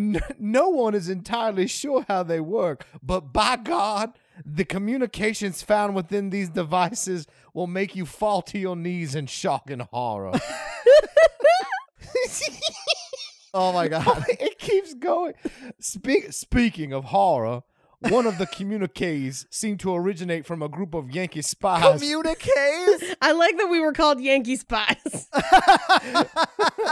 Located somewhere below the Mason-Dixon line.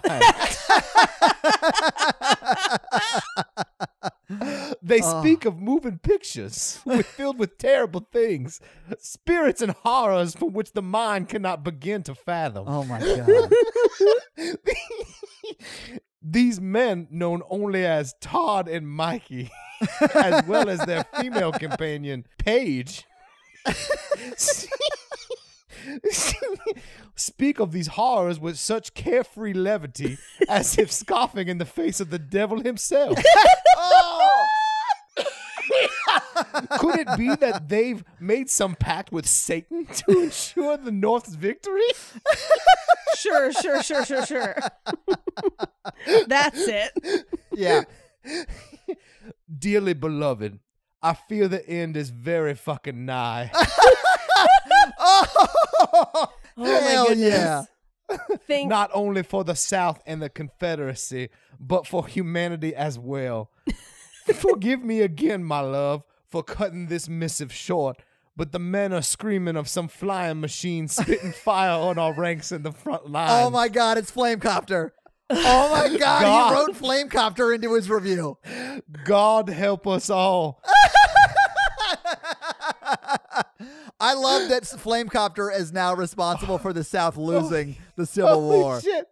And then the non-Confederate letter style, he says, seriously though, 5 stars. I cannot begin to convey how amazing this podcast is. I love the host, the guests, and the rest of the amazing community these people have built with my whole heart. Thank you guys so much for the hours upon hours of amazing content. 5 stars. That is an amazing. Who was that again? That was an amazing Bill review. Compton. That's who it was. I thought it was Ken Burns. Dave Dobbs. Dave Dobbs, you're the man. Thank you so much for that amazing One of the review. funniest reviews. I did not read the whole thing as I was going through it, so stuff would just come up and it'd be so funny. Oh, that's amazing. Thank you so much, guys. And if you want to put that much effort into your review, we encourage you to leave us a 5-star review on Apple iTunes so we can read it and have a little fun. So we are a member of the Consequence Podcast Network, so if you would, please check out all of their great shows and their website at consequenceofsound.net. And if you want to check out our website, it's at horrorvirgin.com, where you can get links to the merch store and a lot of great stuff there. And if you want to help financially support the show, please do by going to patreon.com/horrorvirgin, where you can get a lot of great levels and a lot of great perks, hours and hours of bonus content, hours and hours of bonus episodes, ad-free director's cut of the regular Monday episode drops that you actually get on Sunday. A lot of great stuff. And we actually just opened up 10 more Burn It Down level spots. So if you've been wanting that weekly shout out, but it had been sold out for over a year, get on it now because there are 10 more spots and they will probably go pretty quickly. But if you want to follow us all on socials, please do. We are at Horror Virgin. Paige is at Rampage Wesley on Instagram and TikTok. If TikTok still exists. Yeah, if TikTok still exists at the time this drops. She's also at Paige Wesley on Twitter. Mikey is at mrandolph24 on all the socials, and I am at Todd J. Awesome.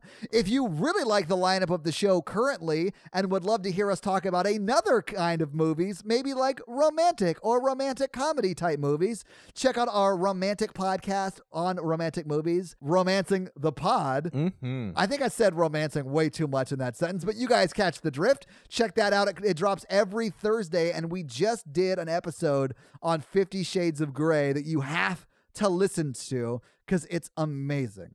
This episode was brought to you by Nick B. Nick B. Fun fact. Oh, when yeah? He was on leave when he was a sailor in His Majesty's Secret Service Navy. Oh, he was not just in the Navy. He was in Her Majesty's Secret Service Navy. Uh-huh.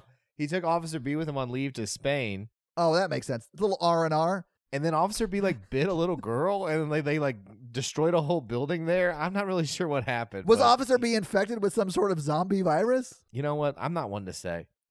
Also, maybe ate some chocolate. Either or, really. It was a chocolate crucifix, so it cured him. The power of Christ and cocoa bean compels you.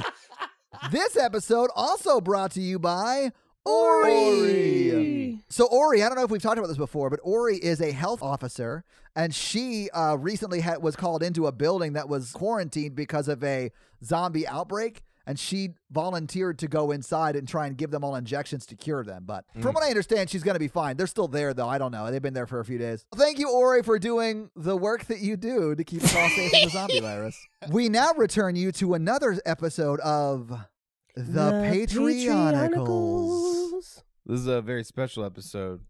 Oh, okay. Are we all going to learn something about racism or sexual abuse or drugs or something like that? All three. Oh, no, Mikey. All right. The relationship headed to Sweden because that's what the submarine told them to do. Right. They set sail. It's not a sailing boat. It's like a motor. It's a cruise liner. But Yeah. don't you still say set sail? They set sail? I don't think that Kate was out there literally setting up sails on this motored boat. Technically, I guess she could just move them with her telekinesis powers. She could fly them there, but no, she's busy doing other things. That's a great idea. So when they get to Sweden, Kate just takes the boat out of the water and flies it to where they need to go. Where in Sweden did they need to go? Orkaborka. Oh, no. Oh my God, the famed city of Orkaborka, Yeah. home of the Orkaborka. Swedish chef. Uh-huh. Yes, it's home of the Swedish chef. It's also where they filmed Swedish Casablanca. Here's looking at you, Orca Borka. Horga's Orgaborkering at Yugaborka. Ancestral home of IKEA. Okay, we're getting off track. That's fine. Yeah, we are. Okay, so the ship lands. They're like, why did the submarine tell us to go here? And Sweden was not affected by the Sunny D virus, basically, and is under Interesting. complete control by the Illuminati. So all these people gather around, and some of them, it's some robot guards, Illuminati robot guards, and they're like, you guys need to wait here or whatever. So then Interesting. this guy dressed like the Swedish chef. Oh, no. Yeah. Well, he just looks like him. He's not in costume. Oh, okay. But he doesn't look like a Muppet. He looks like Matt's. Oh, no, it's Matt's? It's Matt's. He's bringing his own Swedish fun fact this week. Yes. Matt's is like, you shouldn't have came here. And they're like, we know you're a member of the Illuminati. That's what Matthew says. He's like, we know, a crashed Illuminati sub in the Bahamas told us that you're a member. And he's like, now that you know that, I have to kill you guys. That sucks. I mean, that makes sense. I'm hoping no one finds out I'm a member of the Illuminati. Never mind. So, Tristram's with him, the robot, and he uses his robot gun arm like Mega Man. and just tries to shoot him real quick. And Swedish Chef Matt just throws a wooden spoon at him. Oh, and then no. impales in his chest. Oh, no. And flies back. He has like super strength and weaponized kitchen utensils. Weaponized kitchen utensils. You went with spoon when knives are in kitchens. That to me is amazing. But I mean, listen, if I learned anything from Robin Hood, Prince of Thieves, it's that you should use a spoon, you twit. It'll hurt more. He threw it so hard it impaled him. It's supposed to show you guys how strong Matt's is. It's a storytelling technique. I mean, yeah. He truly is the master chef. Oh, yes. And since there's regular people trying to kill them too, Isaac is like, finally. And he just starts eating a bunch of random Swedes. I forgot Isaac is a cannibal. Like, that is something that he has been sleeping on for episodes. He has been doing so good with it. But these guys are evil. So he was like, fine, finally. Yeah, he had like 6 months on the wagon, but now he is off. Uh-huh. And so Eddie calls on the Swedish wolves to aid them in battle, like Aragon or whatever.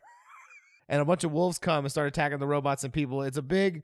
There's so much fighting going on in Orca Borca, Sweden about this. And then... Jesus Christ. Here's the rough part about eating Swedish people. You got to put them together first. Oh, I thought you were going to say how sweet their meatballs are. Lingonberry. Ooh. K-Roon punches one guy in the face because he wanted to try it out. But then he hurt his hand and ran back to the relationship. You wanted to try it out? Because he's an alien, Paige.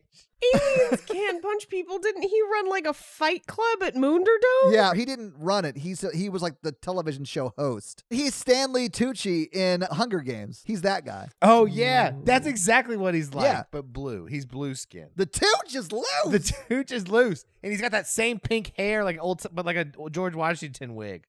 Jealous. So he's climbed up back on the relationship and is crying because he hurt his hand. Aw, Karoon. Kate's killing a bunch of people, and she pins down Matt's, the Swedish chef guy. Oh, yeah? And her and Matthew are like, hey, like, how do we stop Chippendale? And then Matt's was like, he's throwing KitchenAid mixers at people and stuff and killing them. That would hurt. Yeah, it would. And then he really hurts Eddie. He like throws a strainer at him. A strainer? Uh-huh. Okay. And hits him in the foot, and he can't walk. He's like his foot's like shredded up real bad. He's got a strained ankle. A strained ankle. I love it. Okay, nice. I see where you went with that. That's great. So Kate finally pins him down. He's like, Chippendale's weakness is they're deep in an underground bunker with the remnants of the American government in the North Dakota, America. North Dakota, America. And the South Africa and the such as and Americans. Okay, so anyway, Matt's is like, if you kill me, all of Sweden blows up because I have a kill switch on my heart. All of Sweden? Yeah. That's a bit too much, I think. That's way overdoing it. That's exactly what Matthew told him. Wow. And he was like, fuck you, bro. So anyway, Kate pulls his fingers off one by one with telekinesis.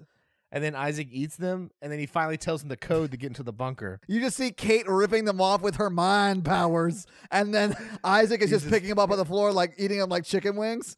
Like, snacks. He's really excited about being able to eat people again. Then Kate just gets extra angry, and she takes the spoon out of Tristram. Yeah. And then she carves his heart out with it because that's where the kill switch is. Oh, God. And it like looks like eating cereal, but really disgusting. Then Tristram was like, I need a heart. So he like puts the heart in the hole that the spoon left. Oh, my and Tristram is keeping the God. heart beating inside his cybernetic body. He's like the Tin Man at the end of Wizard of Oz. Yeah. So at the end, he connects back to the relationship. And then Kate makes the fly back into the ocean, and they're headed back to America. The end. Oh, my For God. this week.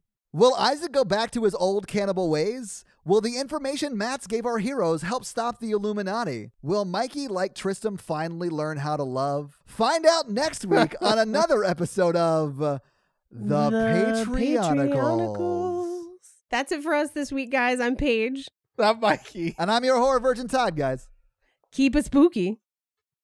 Yes, you did it! Got it! Oh. Keep it ooky spooky. Have a great week.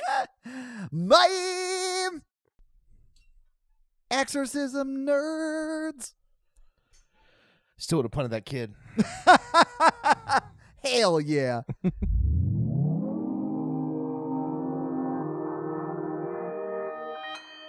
Consequence Podcast Network.